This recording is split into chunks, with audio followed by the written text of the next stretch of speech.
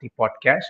And this is going to be a very interesting one because we're going to talk about, we're going to take a larger view of the hits and misses that remote first organizations and return to office organizations have taken.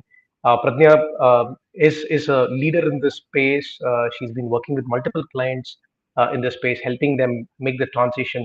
And she currently lives in the US, so she's working with global customers across the board. So it'll be very. I'm looking forward to this, Pradnya, because I look forward to hearing perspectives from across the border, right? And sometimes you live in your own well, and that's all you know. So I'm looking forward to that, right? So why don't we kick it off with a brief intro from your side, Pradnya? Thank you so much, Sham. It's a pleasure to be on your podcast.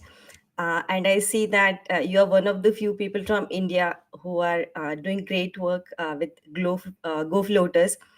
I think it's a need of an hour to provide the flexibility to the employees and the way you are giving them different options in terms of providing meeting spaces and even in real workspaces. I think that's what we need to make the Right, future of work successful. right. Yeah, so Thank briefly, you for that. Great endorsement from you. So thank you for that. Yeah. my pleasure, Sham. Yeah, so like I said, if you could kick it off with a brief intro about yourself and the kind of work that you do with clients, specifically in the remote area, it'll be a good context for everybody else who's chimed in. Sure, Sham. I've been into IT industry for more than 18 years. So majorly, I've been involved in architecture and IT project management. Right, However, when the pandemic hit 3 years back, and I was working from office then, but suddenly when we shifted to work from home model, I myself faced a lot of challenges as a leader while managing the remote teams. And what I noticed is there's a lack of connection and belonging for the organization and for the team. And ultimately, somewhere it leads to impact, the performance impact, and also quiet quitting. So that's how I got interested into this area. right, So I've been doing my thought leadership research since last 2 years, wherein my focus is what are the challenges faced by remote IT leaders, senior IT leaders, typically having 15 plus years of experience. And I've been surveying them, like interviewing them. And then, based on the inputs I received from them, I try to understand their challenges. And then I came up with frameworks which will help them address those challenges. right. So that's my focus area. Awesome, awesome, awesome. So yeah, and it's quite needed. It's a need of the hour, right? Because it's like the remote work has become like that elephant with five blind men, right? So everybody's touching different parts of the elephant, and they're all getting different feelers of it, right? And somebody who is able to zoom out and look at all the challenges in an unbiased fashion and provide guidance is a great like how to say it, great help for organizations to kind of be able to make the transition, right? So jumping right into the and I think you also answered my question because I was curious to know how did you get to become the remote leadership expert that you've become now, right? So you already gave me that answer that the pandemic made you think back and look at what are companies facing and what challenges are worthy to be solved, right? So I think you've already answered that. So jumping right into the question, right, that I want to kick it off, the first question I want to kick this off with, right? Um, I think it's a global phenomenon, but I would love you to kind of weigh in on this. Is that today remote work versus office has become so like how to say it? So it's become a partisan. A line has been a very thick line is being drawn between office and remote work, right? So this faction is kind of talking about the office, the people who support an office as people who have old mindset, who are not able to embrace change, and so on and so forth, right? Whereas the team that supports in-person work and is encouraging that is seeing remote work as something that will erode organizations over time, right? Culture will erode, collaboration will erode. So they see this as a evil, right? So remote work as evil, right? So why have you gotten to this point where it's it's almost like kind of become it's us versus them uh, kind of dialogue, right? Why are we not seeing a very cohesive and kind of coming together of these ideas, right? So we've lived in this office based world for a good amount of time, and there is a transition. Why are these worlds so very distinct in your opinion? Uh, Sham, I really love the elephant analogy which you have used here, and I think that perfectly captures the current scenario. According to me, like I have some of the observations, like which I noticed while working with different leaders, while coaching them, and also while consulting the companies. I think the problem is they are simply trying to replicate whatever work models they had in office. They're trying Right. to replicate the same thing in the virtual environment, which is not working, which I myself have experienced. Second point is there is a like concept in behavioral economics called as endowment effect. So Hmm. it's like if you already have something, then you tend to place a higher value on it rather than Right. acquiring something new. True. And that's what has happened with the flexibility. So as a remote IT leader myself, even when I started working remotely, that's when I got to experience the benefits of flexibility. So like I'm an art lover, like I'm into singing and painting. Right. So I like with the remote work flexibility, I could spend more time practicing my singing and doing True. painting. I could go for nature walks with my friend. Those are like a small joys of life which I could experience. And like after so many years, I felt that okay, I'm really peacefully having a good family time also. Right. So after I had a test of it, right, I definitely don't want to spend committing, almost 3 hours in the traffic to and fro, right? So this is what I would say from the employee perspective. Okay. Right. So now we also need to think from the employer perspective, right? So according to employers, so there are definitely like every company they care about the employee performance bottom line, and then the rest of the factors are nothing but drivers, I would say, which True. lead to better performance and better revenue, etc. Right. So let's try to understand what are those drivers, right? So see, in the past the market has been employer driven, so employer had the power, right? So let's say Correct. if I'm from Pune, I'll be looking for a job in Pune because yeah, that's where my family is, right? So I had this constraint. Now with the remote work, what has happened is global opportunities have opened up for me. Right. So I have Mhm. a lot of options. So now the market is employee driven, like employees have more choices, but I think Mhm. companies have a difficult time digesting it. That is one factor. Second factor is, which you also talked about, is mindset, definitely. So because most of the IT managers or even like managers from other sector, they are used to managing by walking around. So Right. according to them, if I see somebody is working, that means they are productive. Okay, no matter whether that person is uh, watching YouTube or doing some online shopping. Right. According to Right. them, if there's a body sitting in the office, that means okay, work is happening. Yeah. And if somebody is remote, no matter what they are delivering, if they are not available, if they are not replying back immediately to the message, uh, Hmm. immediately they start thinking that, oh, this guy is not sincere, right?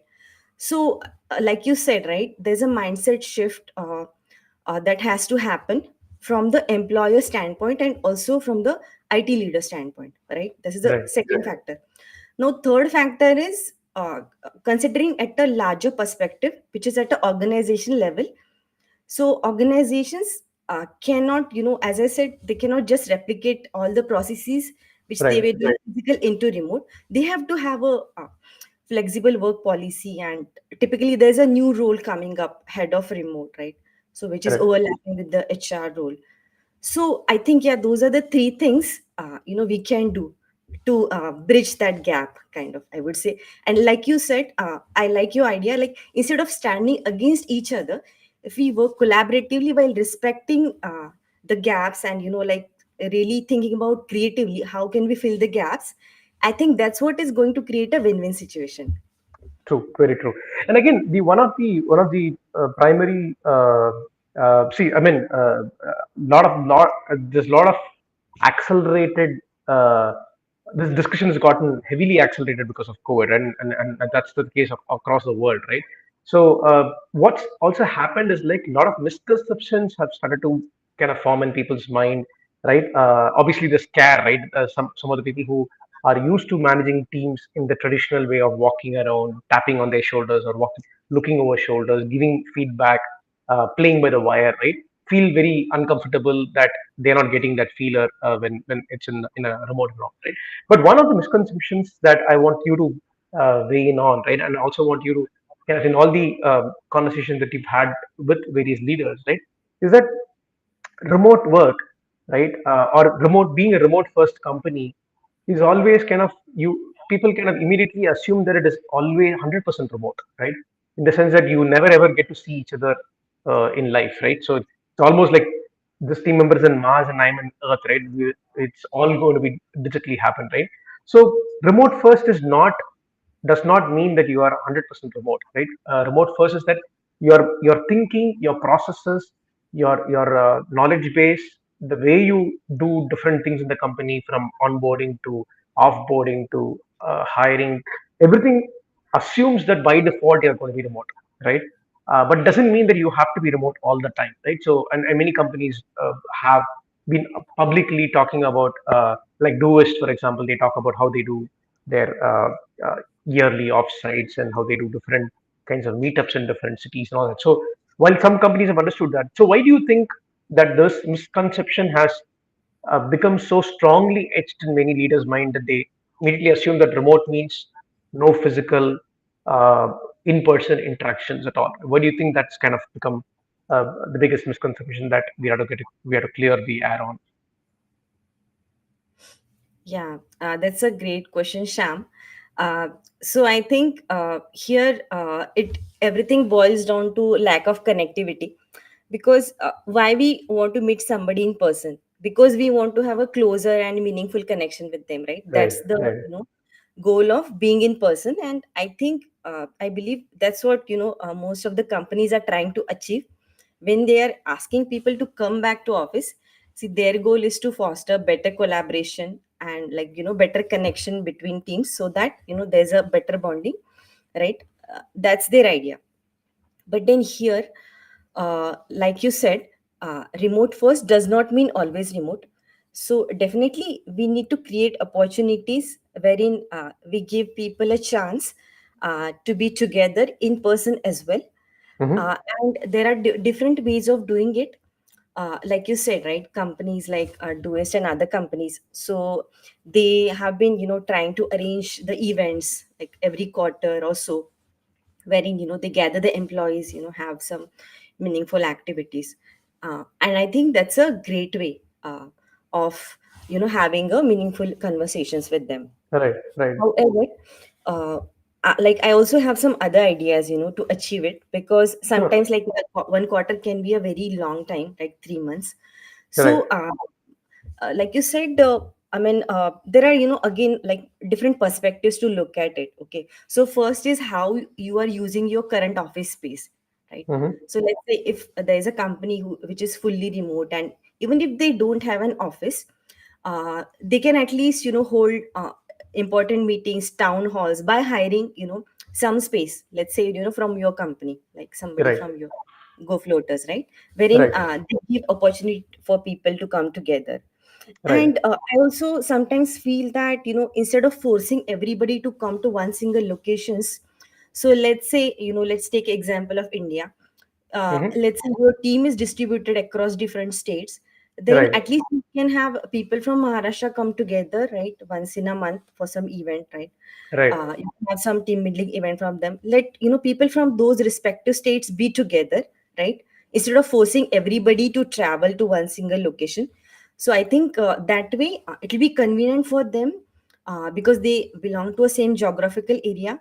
They can meet more frequently, have a better bonding, right? right, Even if they are not from the same team, at least like you can create some belonging for the organization, right? That is one right, way of doing it. Second is, I believe we can really create meaningful connections even if we are remote. I'll tell you, like from my career, most of the best of the bosses that I worked with, and whom I had a great rapport. So they have been like from other countries. Some of them which I never met them, like some Mm-hmm. from US, UK, right? So we have been always like talking remote. So I think there are other factors which we need to focus on. Okay, so see, in the past, the management was all about, like logic, and they would say, okay, you should not talk about feelings and all, right? But see, we need to understand that as a human being, first we connect. If we can connect emotionally to something, we Right. feel invested, and automatically we are engaged. Automatically we are productive, right? Right. So Correct. I think there is a certain shift that has to happen in the management approach. Okay, so True. instead of forcing people, right, that to come to office on certain day, or uh, uh, certain time, what the employees can do is like think about creative ways. Okay, how can you connect with them emotionally? How can you have your employees invest emotionally in your team, in your leader organization, Right. right? Right. And for that, it's a very like deep subject, I would say, because if you really want to connect with somebody, you have to know their personality. So it True. even starts from the onboarding, like when you onboard the employees. Okay, everybody is doing the technical test, but do you know what is the type of personality that some individual had? Do you know Right. what are the core values, right? Did you take time to evaluate whether those core values match with your company or not, right? Whether True. they True. connect with your mission and vision or not. So I think, yeah, they have to think at a deeper level now. Right. Yeah. No, fair, very fair point, right? I think, like you said, uh, it's not a binary thing, right? It's not you can only do it this way, you can only do it that way, right? In fact, quite coincidentally, you mentioned a few ideas of city level meetups or state level meetups, smaller in more frequent things, right? And in fact, I was one of the questions that I was going to ask you. You also answered that question along the way. Is that some of the companies that we work with, right? They one of the companies does something called micro meets, right? And micro meets, it's a once a week city level meetup, right? Who's in the city, happens to be in the city, it doesn't have to be employed in the city, can drop in, right? And it's not obviously mandated, so they drop in, right? So even if you're able to get a quorum of 8 people, 10 people, it's still uh, much better than not being 100% remote, right? So that is number one. And another company, what they do is like they do once a month they do a co-working day, right? Where teams in different cities assemble in different co-working spaces, right? And they have their own city level activity, but then they also try and do, let's say, a virtual town hall where everybody is together in different conference rooms and they're able to hear a leader talk about uh, what strategy changes they are making or what kind of updates they want to kind of give, right? So, like these shorter I mean, higher frequency but shorter duration meetups, right, where it's just a day, right, or just a few hours in a day. Those many companies have started to deploy as a mechanism to, number one, a lot of people who are fresh out of college or new joinees, right? They find it a little difficult to place themselves in a new organization, right? So for them to get introduced to what the company is about, what the teams are about, what is the culture in the company about, right? How do the dynamics of the teams work in that company, right? For them to kind of get to know that, and secondly, for them to feel part of this larger vision mission that you talked about, right? Hey, I'm part of this company that's trying to achieve this, is something that I think many companies have started to do. I'm kind of quite uh, thankful that you kind of mentioned those as ideas, right? And do you see a lot of companies doing this in the companies that you work with? Are you seeing them embrace?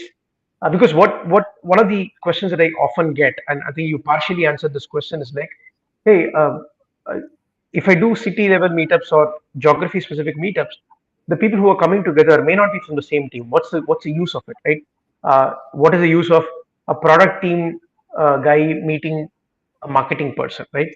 I'm trying to increase the collaboration within the product team. I'm trying to increase the bonding within the marketing team, right?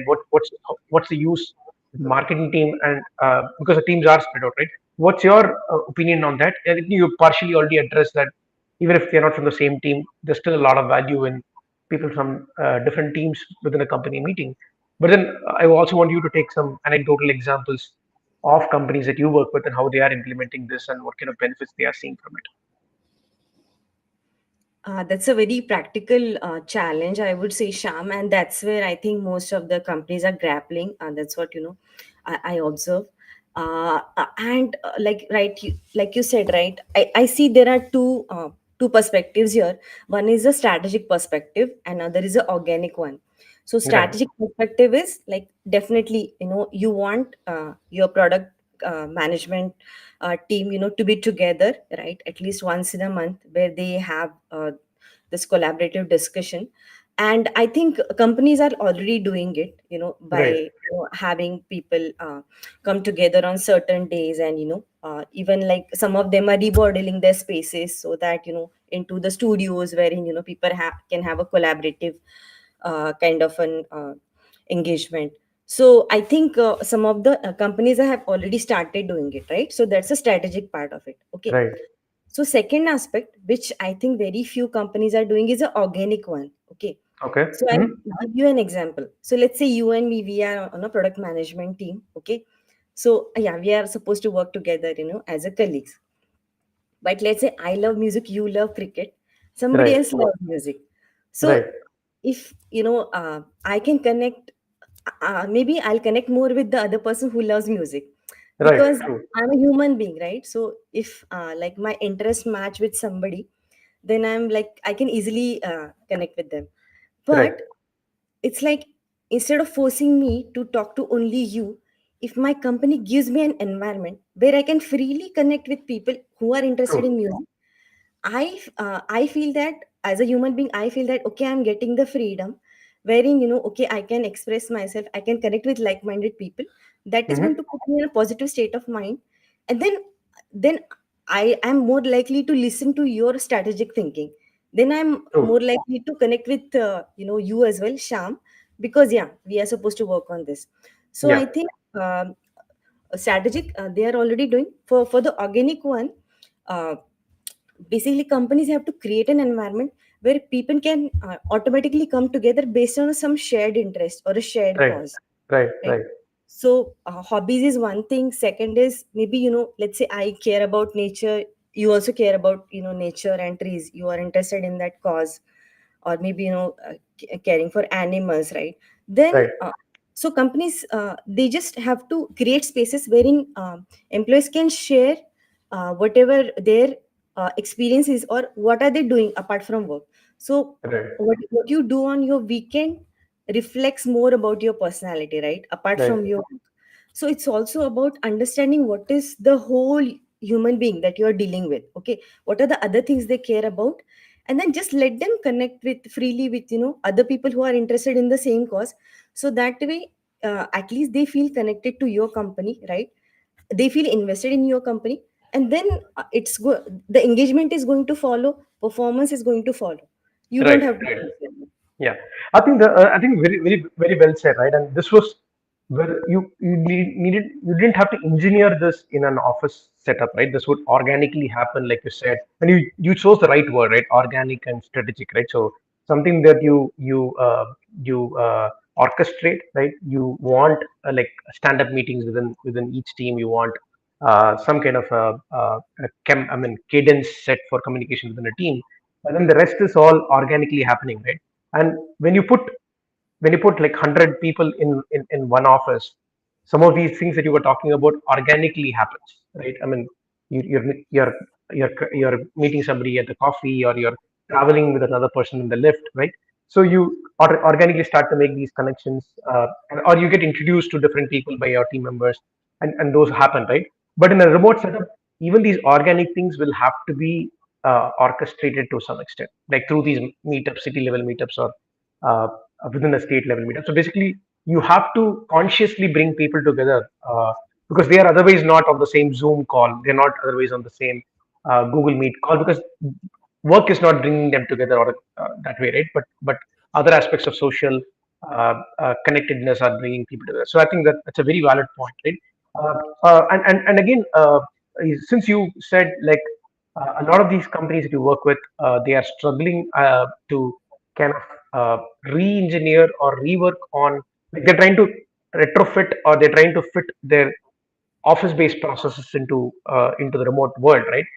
Can you take some examples of what companies get wrong usually, right? Of a company that's transitioning from, or I mean, traditionally has been an in-office company for a long, and you said there's an endowment effect that everybody in the company has, right? Not just the managers, even some of the employees. In fact, if you read some of these surveys during the pandemic time, a lot of employees felt that they're not contributing as much, right? And they overcompensated by working late, and then that led to stress and loneliness and so on and so forth, right?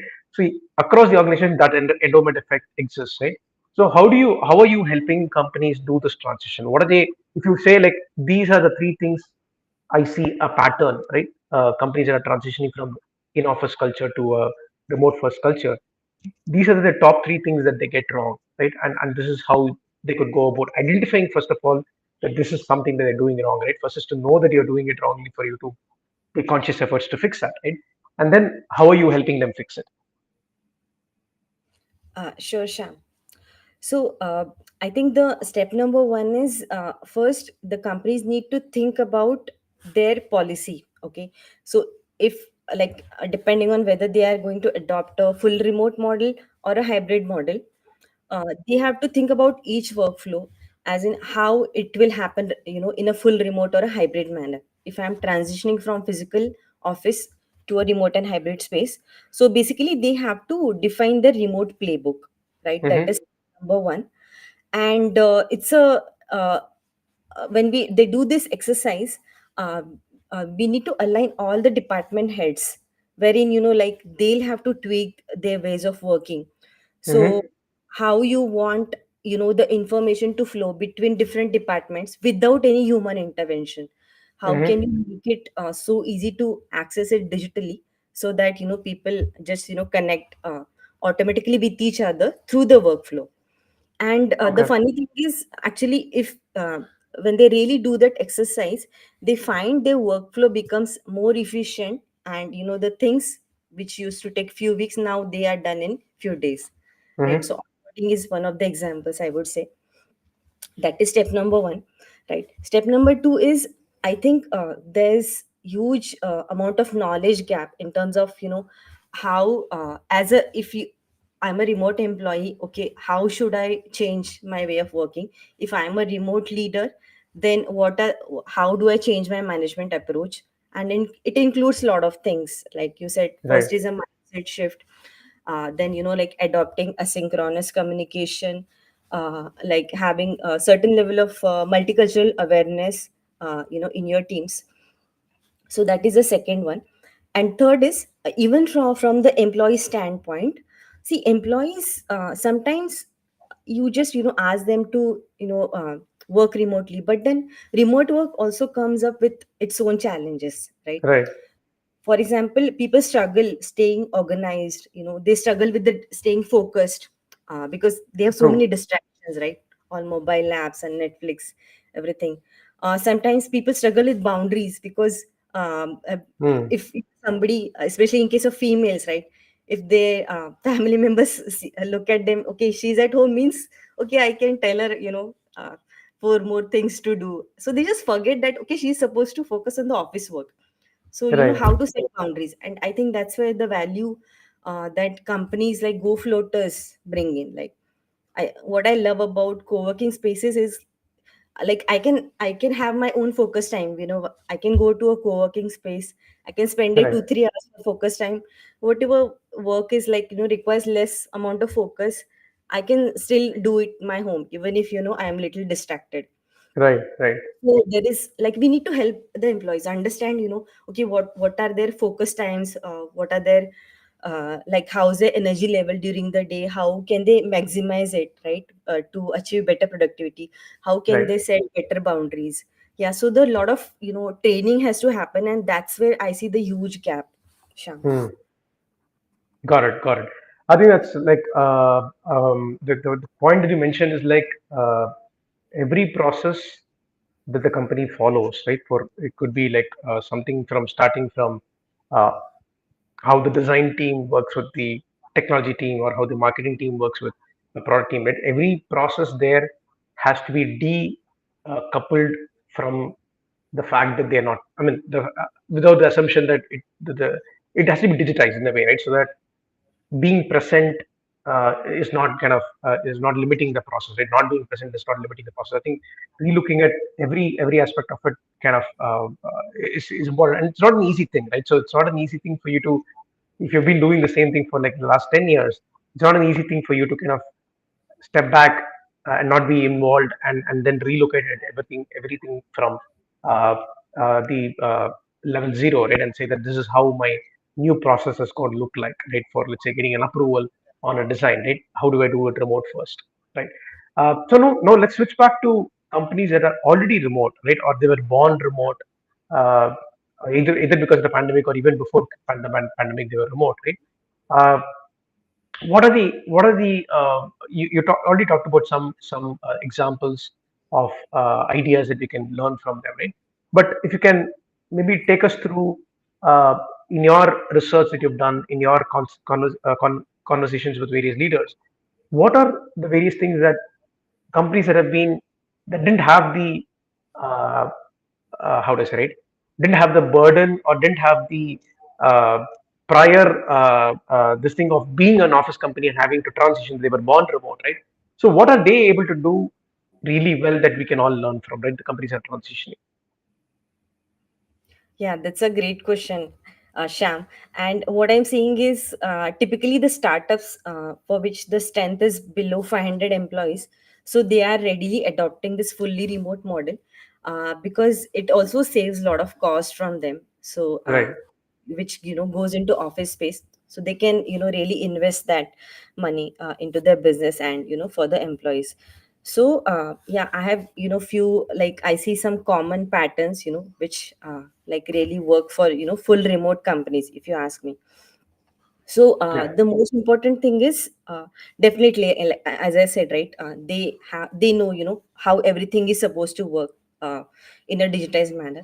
Apart from that, like they are also very clear whom they are going to hire. Okay, what is their ideal candidate, and what are the candidates that they don't want. So for example, Right. like, um, I'll tell you one of my client companies, right? So they said we hire only the people who are having 3+ years of experience into technology, because Okay. we can't afford to do the mentoring that is required for the freshers. So they Got it. hire only experienced employees. And like most of them, they also have certain softwares, right, which automatically, like, ma- uh, they softwares like GitHub. So basically they are like using all the cutting edge technology required, and they have all the necessary integrations in place, which are reducing the human dependency. Okay, Got it. so let's say, by having a software like, so GitLab is one of the companies which is fully remote since long time. True. So their software has lot of pieces, which automatically helps people collaborate, to put, let's say, code review comments in place, or do the code merge and all. So most of the things are handled by the software. So I Mhm. think the technology piece is very important here, right? And third is, I would say those leaders are like the true visionaries. And I really like strongly feel that like, uh, 5 to 10 years down the line, whoever is calling people back to office, those are not going to be the industry leaders. Like the new leaders are going to emerge, because Right. right, as you rightly said, it is accelerating really fast, like with the explosion of generative AI, and even like the new trends in the metaverse, AR, VR space. Everything is changing so fast. So I think being a visionary and like being able to adopt quickly, Mm. right? Mm. Being able to pivot their business model. So it also comes down to the leadership. And by the way, Right. I see there are certain conflicts in the boardroom, based on, like, on this topic also. Yeah. So that is the second element, like how visionary the leaders are. And then the third element is, do you really listen to your employees? So see, if you really want to make it work, then you have to It has to be, see, we can't go top down. So traditionally, what has been happening is, okay, the order comes from top, okay, the executive Hmm. committee will decide something, then middle management will implement it, employees will follow. That's the traditional model. So now the employees are like rebels, right? They are like, oh, Right. I want flexibility. If you are not giving me, okay, let me go back somewhere else. So now the approach has to be bottom up, as in you design surveys, you listen to your employees, you understand what are their needs, and then see, okay, how much percentage of employees, okay, want flexibility, and what are their roles. So employee role is another factor, like, because not Right. every role can be remote, right? So based on that, based on your survey results, you can have a team level approach, wherein, like, let's say, even if you are going hybrid or remote, can't just enforce same rules for, All across the the whole team team. members. Right. So what Right. works for each team, you have a Right. team agreement, and then you have them work, and then you orchestrate it at a high level. So that's where, the role of head of remote comes into picture. Right. Right. Super. I think these are again very valuable. I mean, a lot of insights in terms of how are such leaders approaching work, right, and how they are approaching. Like I think what you said, example, the first example you took in terms of hiring the right person, right, having a clear idea of what kind of people would fit in into your company and your way of working, how their core values do they I mean, one of the people that was in this podcast that you're talking about, right? So they were trying to measure how because trust is an important part of being a remote first organization, right? So is trust a core value that this person imbibes, right?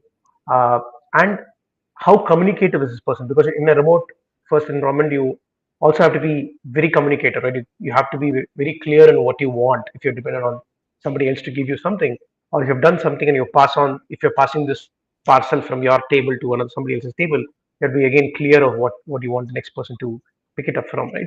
So looking at communication skills, looking at, and I think the other, probably one of the other reasons I can probably imagine why this one company that you talked about is hiring 3+ years of experience is like a lot of remote leaders that I've spoken to, they really feel that uh, somebody who's new to working, right? Forget about new to the organization, but somebody who's fresh out of college and is getting their first job, right? They lack the sense of what it is to be a part of the team, right? They lack this understanding of how a company or a business functions, even in the basic building blocks of a team, and basic building blocks of what are the etiquettes, what are the procedures, what are the do's and don'ts, right? They don't know, they don't realize that because they're transitioning from a college life to that of a corporate world or a business world kind of a life. So I think by consciously this company maybe is kind of skipping that challenge and saying that I'll hire somebody who already has work X, so they know what it takes to work in a team, what are the give and takes that has to happen, and the dynamics that the team within the team that they have to go through. I think that so those are all very interesting ways and leaders with which leaders are solving different problems, right? Uh, so and then coming to the last bit of what I want to kind of understand, right? And again, I start off this with this session with this question: is that being somebody who is working with global companies, and you're right now in the US, so you're observing, obviously closely observing what's happening in the US. In fact, many companies that have flipped over, right? They said that we'll be remote first, but then they flipped over to being they're calling people thrice a week, or even some companies are very dog-headed and saying that 5 times a week, like somebody like an Amazon, right? So these are all. I mean, we all see these companies as uh, uh, I mean, leaders in the technology sector, right? So these all leaders and companies that we set as role models. Whereas when you get this conflicting thing saying, "Hey, you're a tech company, right? You are best positioned to figure out how to make remote work, right? But yet, in spite of that, you're calling people back to the office, right? And not giving consideration to the employees' freedom and free will and all that. So, how do you compare and contrast what's happening in India, companies in India, and companies that are outside of India, right? Do you see? there are parallels, like we're all struggling with the same set of problems? How do you see Indian companies that are based out of India struggling with some very unique problems that are non-existent elsewhere? Yeah, actually, Sham, I'm not really following Indian companies, so I'm like, just following the group global trends. Sure. So yeah, I mean, very few, Indian companies that I have worked with. But I would say, yeah, there are, certain cultural differences, that we need to take into account. So especially in the Asian culture, we form relationship based on a personal connection, right? Whereas in cultures like US, Canada, they form relationships which are task based. So let's say more like business like. So that's where like if you are an Indian, you feel more connected when you meet somebody in person Right. most of the times, right? That is one way of addressing it. And second is like we also need to think about how the Gen Z works, right? Because yeah, Hmm. those are going to be your future employees. Right. So see, like I have been working since long time. So when I started working, things were totally different. So I was more likely to follow okay whatever my employer is asking me to do. But now, see, Gen Z, they already have everything at their fingertips, right? Right Right. from if they want to study something, right? Everything is there on the internet. So they just choose easy things. Okay, so that's one thing which employers have to keep in mind. Okay, what is a convenient and easy option? That's what Gen Z is going to choose, right? Mm. Secondly, like the point which you mentioned about mentoring for the new employees. So yeah, Right. I think for the remote work, I mean, mostly the remote work is preferred by those people who are like 30 plus age group, so between 30 to 45 as per the McKinsey survey, because it helps them, mostly they have like little kids at home, so it really helps them balance the work and life. So Right. that's where it adds value. And when it comes to the freshers, right? So I think definitely in-person meetups, which you talked about, they are helpful. And Hmm. I really like that micro meetups, which certain company you said is doing. Yes. So Yeah. that is very much helpful. Okay. And I would say here, let's not restrict to my team or my project. I think we need to think little broader. Okay, Hmm. at least like if they are connecting with other professionals, even if in a co-working space. So I would Hmm. say if somebody is going to co-working space with, let's say, Go Floaters, and if I'm meeting people from different other companies, Right. I'm likely to learn more from them, right? Very true. Very true. we Yeah. are, we are likely to have a productive discussion about okay what are the latest trends in technology, how you are doing this, that, Sure. right, in your company. So that is going to give me a broader perspective. But then here the element of trust comes into picture. Like, do you trust your employees enough? Do you give Right. them that space and freedom wherein they can go and explore it, right? And Hmm. third thing is there are ways where you can enable the growth of the employees, even if they are not in person. So let's say if like and like I have talked to a lot of freshers who are like initial 2 years they didn't go to office Hmm. directly into their third year. That's when they met their Right. team for the first time. But in spite of that, they experienced very good team bonding, and they demonstrated great results with the clients. They were able to gain the trust of the clients, right? So which means we can be productive, we can create bonds with people even if we are remote. But again, yeah, it doesn't mean we should not meet them. Definitely, yeah, Right. there has to be connects in between. And the point which has mentioned about their growth, right? So even if you are remote as a mentor, and I'll give you my own example. Like most of my mentors, I never met them in person, Right. but like I still connect a lot with them personally.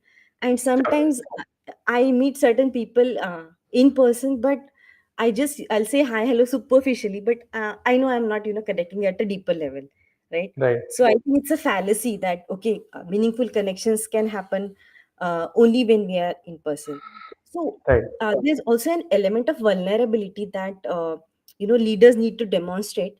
So first, like, if they express their issues, their struggles, their team is more likely to be honest, talk about their problems, Very true. and Very that's true. where Yeah. we can like solve it together, right? So instead Yeah. of just painting a false picture that okay, everything is okay, it doesn't Right. help anyone. Right. Yeah, yeah. So those are some of the points I had.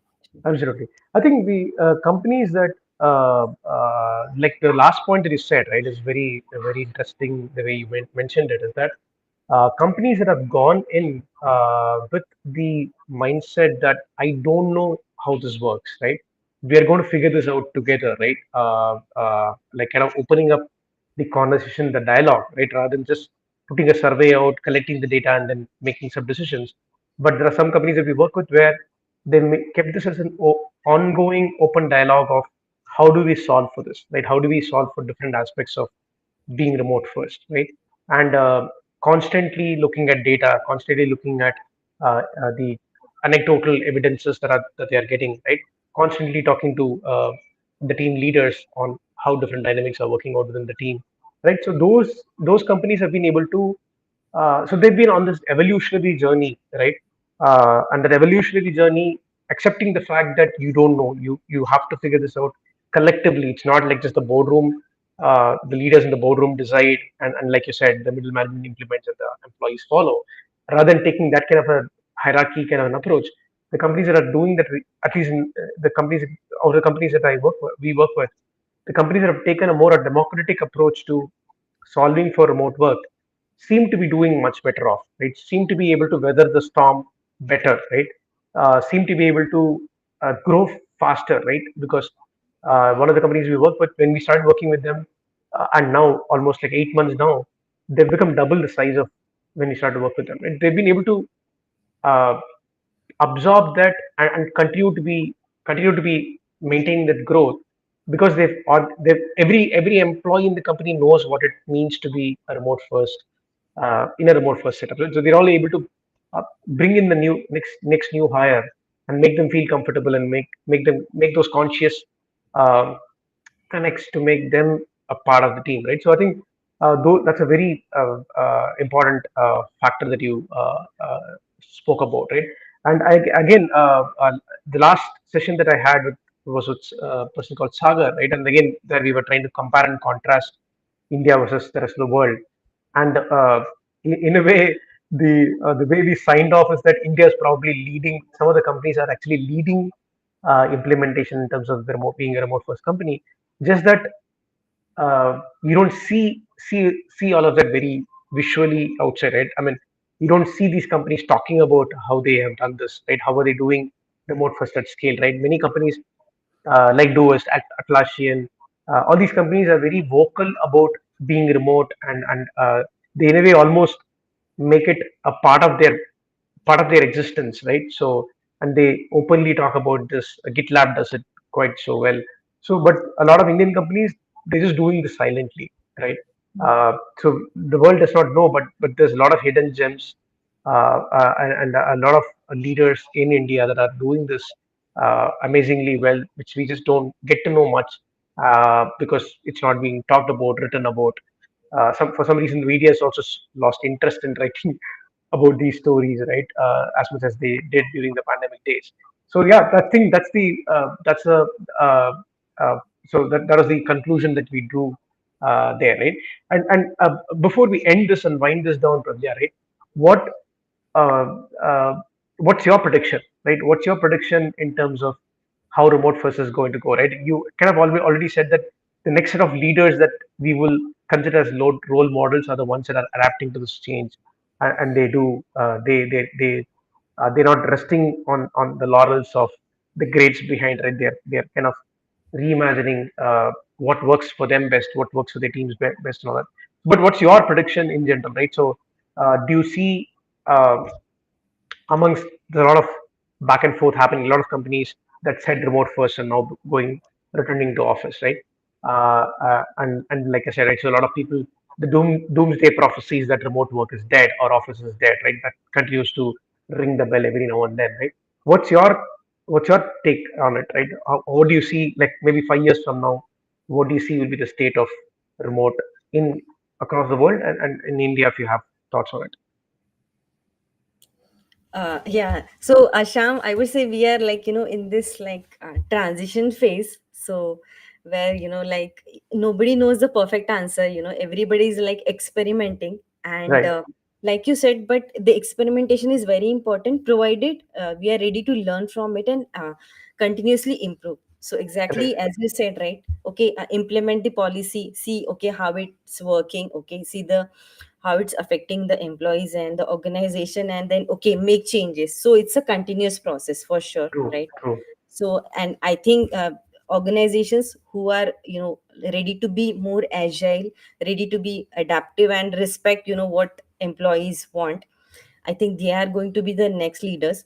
And I'm really happy that yourself and even Sagar like the like you are the Indian leaders, I would say, who are leading the way on this journey, in the virtual and remote work. So yeah, I've talked to Sagar and I think he's doing great work. right, Yeah, I think he's bringing great perspectives on his podcast, and he's been mentoring startups.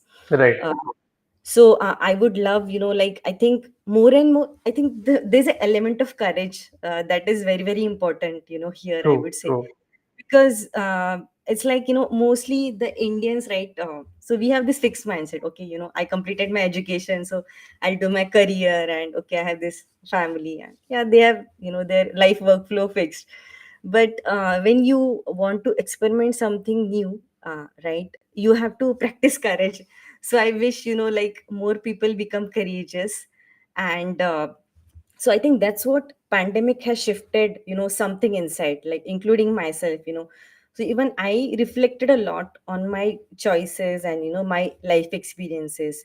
right, And like somewhere I felt that okay, I need to change something, right, maybe in terms of my life choices, in terms of how I'm spending my time.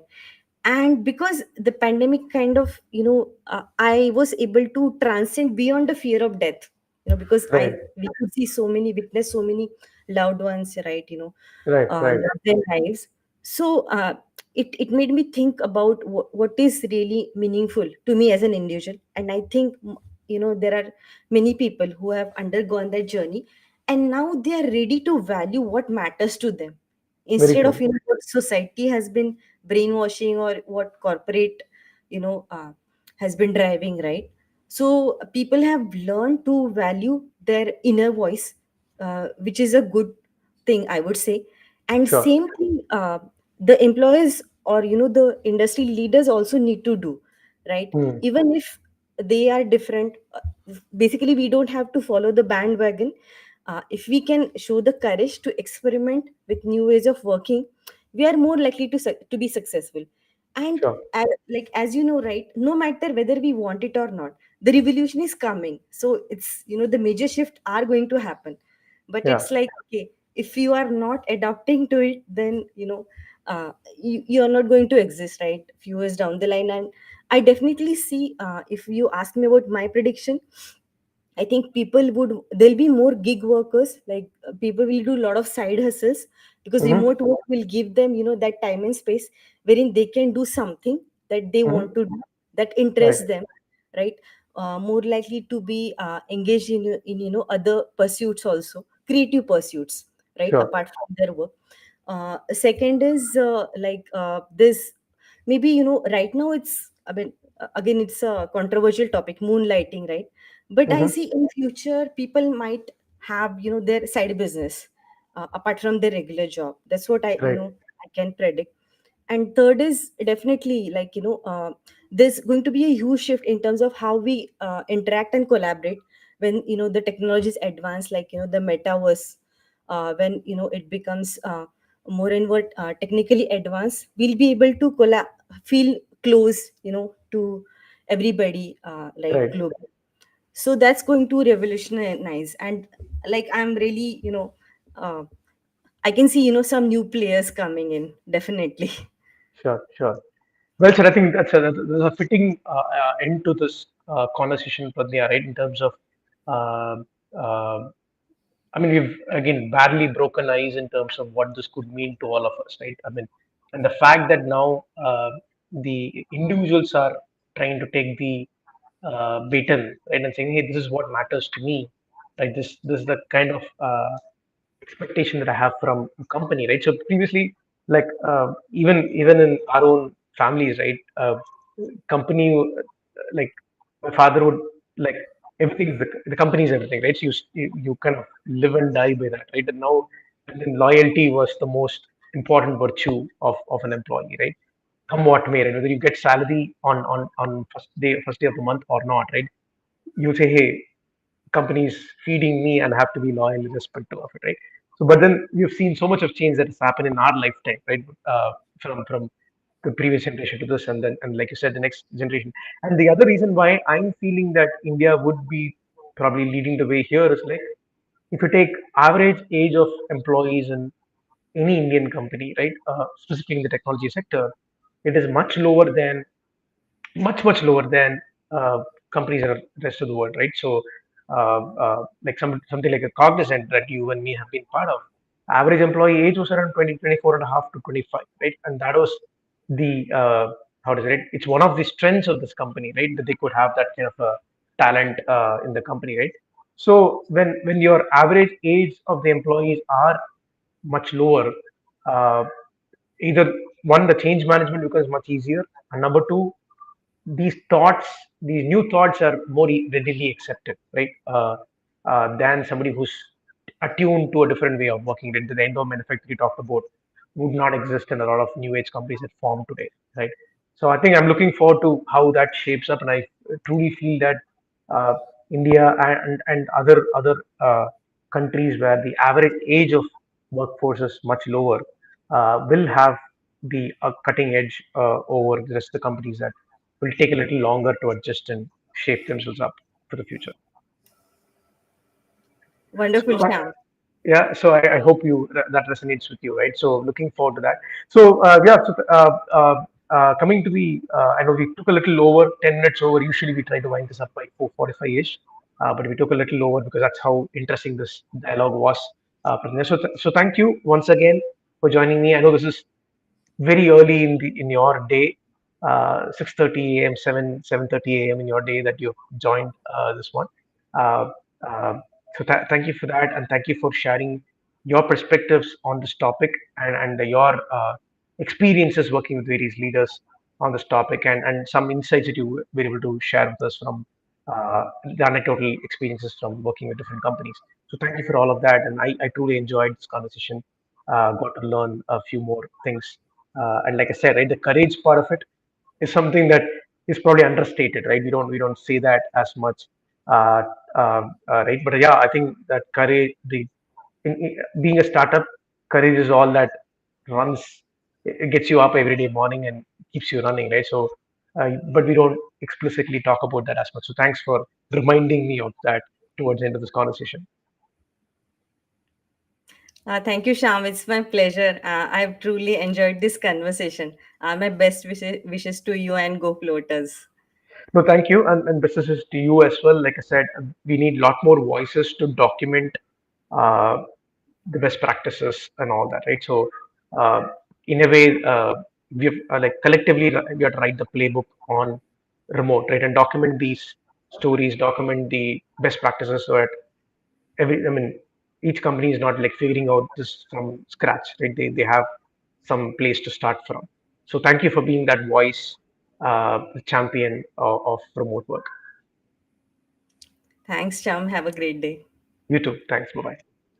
Bye.